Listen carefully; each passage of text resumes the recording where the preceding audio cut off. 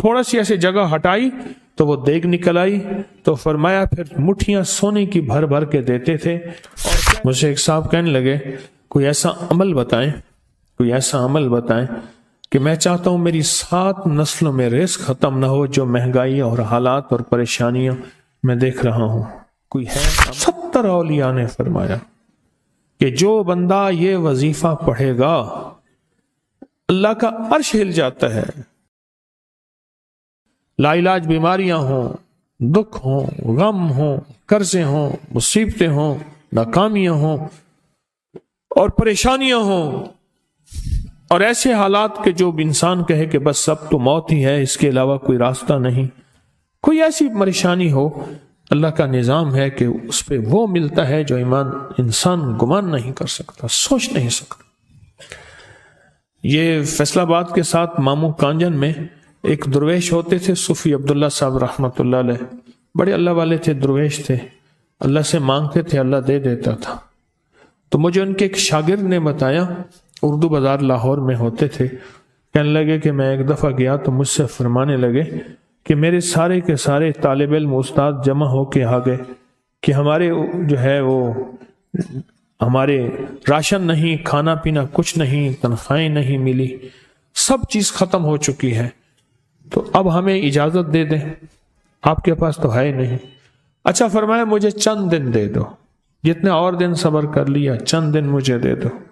تو فرمایا پھر بیٹھ گئے مصلی، اور جو سورۃ فاتحہ پڑھی نا جب آتے تھے نا، ایاک نعبد و ایاک نستعین، اس کو جو وجدانی کیفیت کے ساتھ دل کی گہرائیوں اندر کے درد کے ساتھ پکارتے تھے، اتنا درد، اتنا غم، اتنا درد، اتنا غم جو پکارتے تھے کہ ایسے محسوس ہوتا تھا کہ زمین ساری کی ساری ہل رہی اور ہر طرف ایک نظام چل رہا ہے۔ اور جب پھر اس صورت کو پورا کرتے تھے، پھر سورۃ فاتحہ پڑھتے تھے، اور جب پہنچتے تھے ایاک نعبد و ایاک نستعین، پھر ایسے ہی جو ہے اس کو دہراتے تھے۔ پر بات یہ ہے وہ دعا پڑھتے نہیں تھے، مانگتے تھے۔ ایک ہے دعاؤں کا پڑھنا، ایک ہے دعاؤں کا مانگنا۔ وہ دعا پڑھتے نہیں تھے، مانگتے تھے، اور اللہ مانگنے والے کو دیتا بھی ہے، اللہ مانگنے والے کو عطا بھی کرتا ہے، اور اللہ کی رحمت مانگنے والے کے ساتھ سدا رہتی ہے، ہمیشہ رہتی۔ وہ دعا پڑھتے نہیں تھے، مانگتے تھے۔ بس کہا کہ ایسے مانگے، ایسا مانگا، ایسا مانگا کہ اللہ پاک کو ترس آیا۔ چند ہی دنوں میں فرمایا اللہ نے دکھایا کہ یہ دیگ ہے، سونے کی بھری ہوئی ہے، اور میں نے آپ کے حوالے کر دی۔ اور تھوڑا سی ایسے جگہ ہٹائی تو وہ دیگ نکل آئی، تو فرمایا پھر مٹھیاں سونے کی بھر بھر کے دیتے تھے، اور کہتے تھے اس کو حسب ضرورت خرچ کرنا، خیال کرنا، کہیں فضول خرچی نہ کرنا، اسراف نہ کرنا، اللہ کے خزانے ہیں اور برکت والے ہیں، کہ اللہ ناراض ہو کے چھین نہ لے،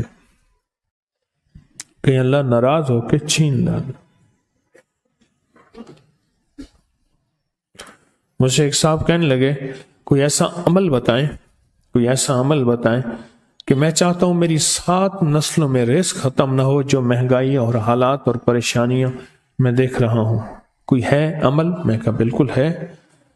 میں نے کہا روزانہ 40 منٹ بیٹھ، 40 منٹ صبح دوپہر شام، جو تیری تنہائی کا وقت ہو، کہ یا اللہ دنیا میں ایسی جگہ کوئی کہیں ہوتی، اکیلے بیٹھے رہتے یاد تیری دل نشیں ہوتی، اکیلے بیٹھے رہتے یاد تیری دل نشیں ہوتی۔ 40 منٹ کوئی ایسا بیٹھ 40 منٹ اس انداز سے مصلی پہ، کہیں بستر میں، کہیں ایسی جگہ جہاں سوئے نہیں، اور بس صرف ایک بار سورۃ فاتحہ پڑھ، اور اس کے بعد ایاک نعبد و ایاک نستعین کو دوہرا۔ جاگ رہے ہیں؟ دیکھتے رہیں، مجھے دیکھتے رہیں، میں آپ کو دیکھتا رہوں۔ آپ اللہ کے اور اس کے حبیب کے مہمان ہیں، آپ کو دیکھنا بھی ثواب ہے، آپ کو دیکھنا بھی ثواب۔ تو میں نے اسے عرض کیا کہ بس اس کو وجدان سے پڑھو، ایسے پڑھ کے رونگٹے کھڑے ہو جائیں، آنسو بہنے لگ جائیں، دل کے اندر کا درد اور دل کا اندر کا غم اور اللہ کے سامنے حاضری، استحضار، اور یہ کیفیتیں تیری ہوں کہ بس اس کے علاوہ کوئی مجھے یاد نہ رہے، اس درد سے پڑھو صرف 40 منٹ۔ 40 کی عدد کے ساتھ کائنات کے رازوں کا بڑا تعلق ہے۔ 40 کا جو عدد ہوتا ہے بس 40 کے عدد کے ساتھ پڑھ، اور بہت توجہ سے پڑھ اور بہت دھیان سے پڑھ، بہت توجہ سے روز پڑھ۔ مجھ سے کہنے لگا کتنے دن پڑھوں؟ تو میں نے اس سے کہا مجھ سے یہ دن نہ پوچھ، تیرا دل خود بولے گا کہ فیصلے ہو گئے ہیں، بس ختم، دل خود بولے گا۔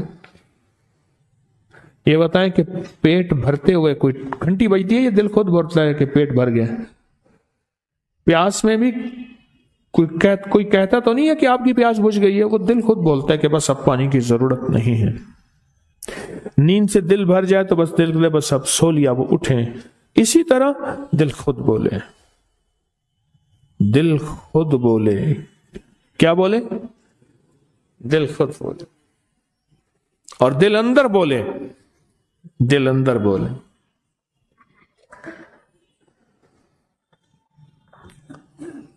کہ اللہ پاک جل شانہ نے نسلوں کے لیے رزق کی عزت، دولت، برکت کے فیصلے کر دی، بس دل بولے۔ کتنے دیر کر؟ اب یہ تیری اپنے مانگنے میں ہے، اب یہ تیری اپنے مانگنے میں ہے۔ مانگنے میں کمی ہے تو دل نہیں بولے گا، اگر مانگے گا تو پتہ نہیں دنوں میں یا ہفتوں میں، جتنے میں دنوں میں فیصلہ ہو جائے گا، فیصلہ ہو جائے گا۔ اور میں نے اس سے کہا کہ یہ میرے پردادا کے پردادا کا عمل ہے، ان کا یہ عمل ہے، میرے پردادا کے پردادا کا عمل، جو ہماری خاندانی یادداشتوں میں یہ لکھا ہوا ہے، لکھا ہوا ہے۔ اور فرمایا اگر یہ کوئی بندہ کر لے، اللہ نسلوں کا رزق اللہ سے منوا لے۔ اور میں نے اس سے کہا خیال کرنا، رزق کے روحانی ساتھ منوانا، رزق کے روحانی ساتھ منوانا، رزق کے روحانی ساتھ منوانا، ورنہ دولت، مال، چیزیں مل جائے گی جس کے بارے میں کہا جاتا ہے کہ بعض بندے ایسے ہوتے ہیں اللہ پاک ان سے لقمے نہیں چھینتا، سجدے چھین لیتا ہے۔ اللہ ان سے لقمے نہیں چھینتا، کیوں؟ رزق جسمانی دوسرے لفظوں میں مل رہا ہے، اور رزق روحانی اللہ چھین لیتا ہے۔ یہ جو آج آپ بیٹھے ہیں تسبیح خانے میں اور میں بیٹھا ہوں، یہ ہم روحانی دسترخوان پہ بیٹھے ہیں۔ یہ بہت بڑا دسترخوان لگا ہوا ہے، یہ دسترخوان ہے۔ سنا ہے در یار پہ بڑی دھوم ہے، سنا ہے در یار پہ بڑی دھوم ہے، وہاں عاشقوں کا ہجوم ہے۔ یہ روحانی دسترخوان ہے، میں بھی خود محتاج ہوں، یہ روحانی دسترخوان ہے۔ تو میں نے اس سے عرض کیا کہ ایک دسترخوان نہیں مانگنا، دونوں مانگنا، رزق روحانی بھی، رزق جسمانی تو اس کو ملتا، اس کو بھی ملتا ہے جس کو کلمہ نصیب نہیں ہوا، رزق جسمانی تو اس کو ہی ملتا ہے جس کو کملی والی کی غلامی نصیب نہیں ہوئی، رزق جسمانی تو اس کو ہی ملتا ہے جس کے ماتھے پہ شقاوت لکھی ہے، رزق جسمانی تو اس کو ملتا ہے جو اللہ کا نافرمان ہے، رزق جسمانی تو اس کو ملتا ہے جو اللہ کے وجود کا انکار کرتا ہے، رزق جسمانی تو اس کو ہی ملتا ہے جو آخرت اور قبر کا انکار کرتا ہے، رزق جسمانی تو اس کو ملتا ہے جو جنات اور برزخ کا انکار کرتا ہے، رزق جسمانی تو اس کو ملتا ہے جو خود کملی والی کی نبوت کا انکار کرتا ہے، وہ تو بے بہا لوگ ہیں، ان کو ملتا ہے۔ پر تجھے بھی صرف رزق جسمانی ملا اور اللہ سے یہ منوا لیا، نہ یہ نہ منوانا، اللہ سے کہنا ہے اللہ رزق روحانی بھی دے اور رزق جسمانی بھی دے، دو رزق کٹھے عطا فرما۔ کون سا رزق؟ رزق اور رزق جسمانی بھی دے۔ کہیں ایسا نہ ہو کہ میری نسلوں میں صرف مال، دولت اور چیزیں ہوں اور تیرا نام اور تیرے حبیب کا نام نہ ہو، تیرا نام اور تیرے کملی والے کا نام نہ ہو، تیرا نام اور تیرے دوستوں کا نام نہ ہو، تیرا نام اور تیری آل و اصحاب کا نام نہ ہو۔ کہیں ایسا نہ ہو میں محروم ہو جاؤں مجھے آل اور محمد اور آل محمد اور اصحاب محمد کی نسبتیں یہ بھی ساتھ عطا کیے رکھ۔ میں نے اس سے کہا کہ 2 چیزیں مانگنا۔ اچھا، قدرت کا نظام ہے تو دیوانے بھی ہوتے ہیں، یقین والے ہوتے ہیں، آپ جیسے آپ مخلص بیٹھے ہیں، اور پوری دنیا میں ہمارے ساتھ اس وقت مخلص بیٹھے ہیں جو ہماری آج کی محفل میں شریک ہیں، ہوتے ہیں دیوانے۔ اس نے یقین سے پڑھنا شروع کر دیا، مجھ سے کہنے لگا ایک وقت ایک جگہ ہو بہت بہتر۔ میں نے اس سے کہا، میں نے کہا پھر بھی اگر ایک وقت ایک جگہ میسر نہ بھی ہو تو اگر عمل کسی وقت چوک جائے، عمل کی جگہ چوک جائے، عمل کا وقت چوک جائے، مجبوری میں نہ ہو تو بہتر ہے، پر توجہ نہ چوکے، دھیان نہ جائے، استحضار نہ جائے، یقین نہ جائے، اور سچا یقین ہو، سچا یقین کہ میرا اللہ خود کہتا ہے یہ مانگنا بھی تو اسی نے دیا ہے نا، اسی نے مانگنا دیا ہے۔ جب اس کریم نے مانگنا ہی خود دیا ہے تو عطا بھی خود کرے گا۔ نہیں خوف نارے جہیم کا کہ کرم ہے مجھ پہ کریم کا، وہ خود عطا کرے گا مجھے، اس نے مانگنا دیا دے گا۔ یقین ہو ایسا ایسا ایسا ایسا، اتنا زبردست یقین ہو، اتنا یقین ہو اللہ کے ملنے پہ اور اللہ کے مانگنے پہ، اتنا یقین ہو کہ گمان اور خیال سے بالا تر یقین ہو، بہت زیادہ یقین ہو۔ یاد رکھیے گا میری بات، میری طرف دیکھتے رہیں، یاد رکھیے گا جس کو ملا ہے یقین کی طاقت میں ملا ہے، اور جس سے چھنا ہے بے یقینی نے اس سے سب کچھ چھین لیا، بے یقینی نے اس سے سب کچھ چھین لیا ہے۔ جس کو ملا ہے یقین کی طاقت سے ملا ہے، یقین ہو کہ میں کر رہا ہوں اور اللہ مجھے دے دے گا۔ کہا کہ کیسا یقین ہو؟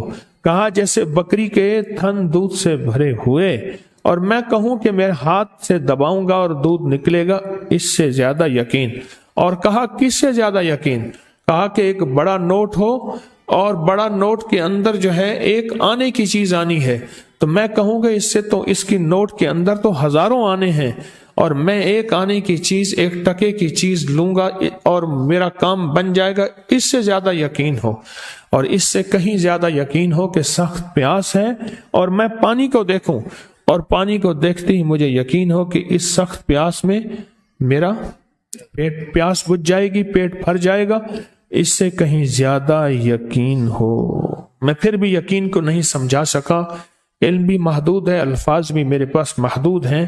اس سے کہیں زیادہ یقین ہو، اس سے کہیں زیادہ یقین ہو، اور بہت زیادہ یقین ہو، اتنا یقین ہو۔ کیا خیال ہے؟ آپ چاہیں گے اپنی نسلوں کے لیے بخت، رزق، نصیب اور مقدر منوا لیں؟ کیا خیال ہے؟ وہ بڑا کریم ہے۔ میں نے ابھی نہیں بتایا کہ قرآن کا واقعہ سنایا، حضرت موسیٰ اور خضر علیہ السلام کا قرآن کا واقعہ سنایا کہ ان کی 7 نسلوں کا جو ابا تھا نا، وہ 7 نسلوں میں پہلے والا ابا، دادے کے دادے کے دادے کا دادا، ٹھیک، وہ نیک تھا، وہ دعائیں مانگتا تھا، وہ اللہ کے ساتھ تعلق میں تھا، اس کا تقویٰ تھا، وہ اس کی نیکی کا اثر، اس کی نیکی کا اثر، اس کی نیکی کا اثر نسلوں میں منتقل ہوا، نسلوں میں منتقل ہوا۔ پڑھ لیں، مانگ لیں، اللہ سے کر دیں کہ اللہ میرے لیے اور میری نسلوں کے لیے رزق روحانی اور رزق جسمانی کے فیصلے کر دیں، رزق روحانی اور رزق جسمانی کے فیصلے کر دیں۔ شاہ عبد الرحیم تھے شاہ ولی اللہ رحمت اللہ علیہ کے والد محترم، انہوں نے شاہ ولی اللہ سے کہا بیٹا میں تجھے روحانی مشقیں کرا رہا ہوں، ایک مشق ایک بھی کر لے، اپنے لیے اور اپنی نسلوں کے لیے اللہ سے رزق منوا لے۔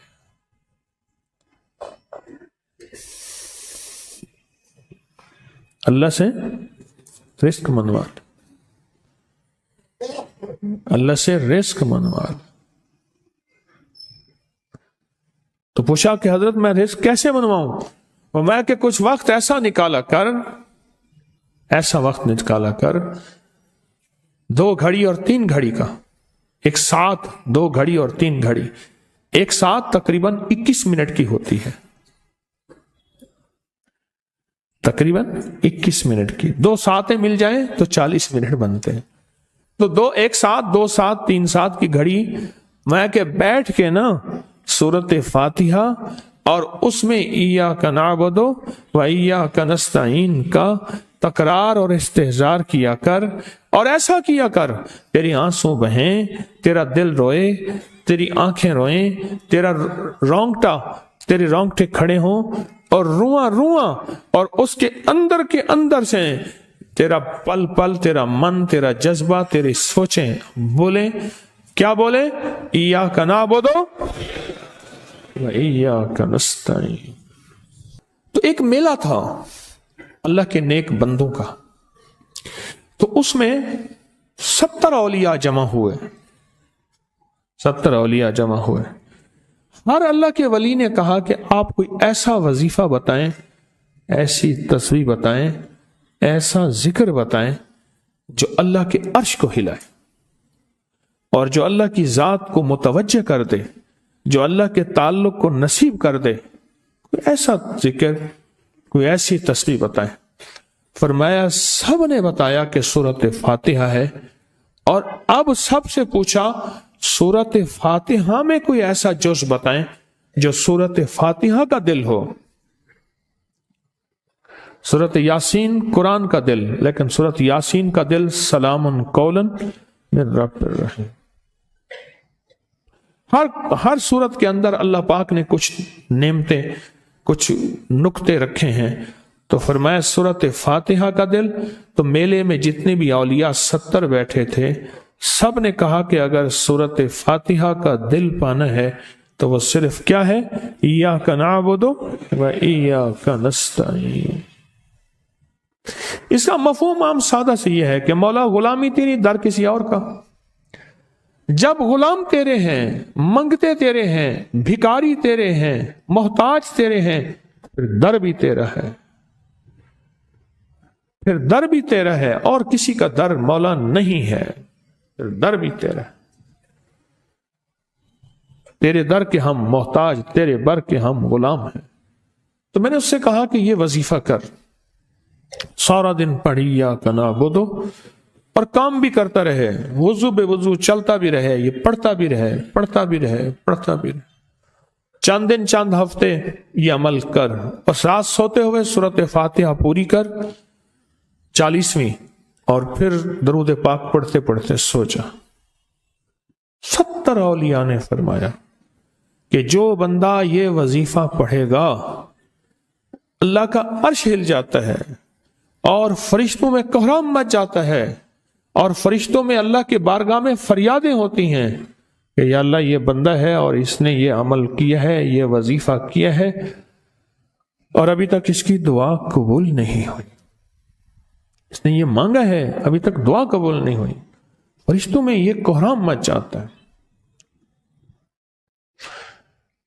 ایک اللہ کے دوست تھے، سوتے سوتے ایک دم اٹھ بیٹھے، اٹھنے کے بعد وجدانی کیفیت کے ساتھ جو ہے یہ وظیفہ پڑھنے لگے۔ تو کسی نے پوچھا کہ حضرت کیا ہوا؟ فرمایا میں نے دیکھا کہ اللہ کے عرش کے نیچے جنتی ہیں اور وہ ٹہل رہے ہیں، اور سب کی زبان پہ یہی وظیفہ ہے، ایاک نعبد و ایاک نستعین۔ سب کی زبان پہ یہی وظیفہ ہے اور سب یہی پڑھ رہے ہیں۔